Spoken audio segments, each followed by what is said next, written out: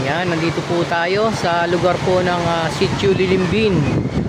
Ayan, ngayon po ay araw ng Biyernes, holiday po. Ngayong August 21.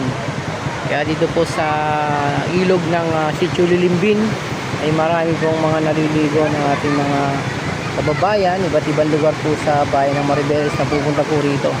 Dahil masarap pong maligo at dahil po holiday, marami pong tao dito.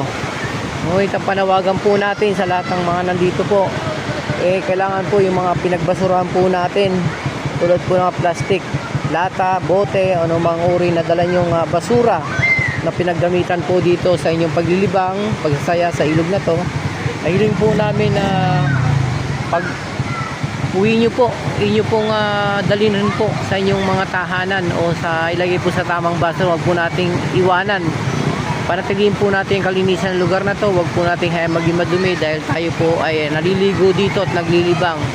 Huwag po tayo maging tatapon, lalo yung mga bote, yung mga nagiging bubog po. Kawawa naman po yung mga naliligo, lalo tigit po mga bata. Sila po ay magdudulot sa kanilang sakit o kung sila po ay mabububog dahil sa po yung mga pinagamitan mga bote na basag po dyan.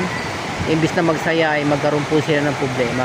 Kaya panawagan po natin sa ating mga kabarangay o kababayan dito po sa bayan ng Maribeles, mga sa barangay Gamaya, pantalihin po natin ang kalinisan ng ilog na to upang marami pa pong maingganyo na maligo po sa lugar at mapanatili natin yung kalinisan at ang kalusugan dito po sa lugar po ng river ng Sitio Lilimbin. Kaya sa lahat po nating mga kababayan, panatilihin lang po natin, huwag po nating hayaan maging madumi po ito. Ito po ay yaman po ng ating bayan at ng barangay po. Manatili po lang tayo na sumusunod sa mga pinatutupad, mga panawagan ng ating barangay. Lalo tigit pagdating sa kalinisan ng lugar po ng ilog na ito. Yun lang po at maraming salamat.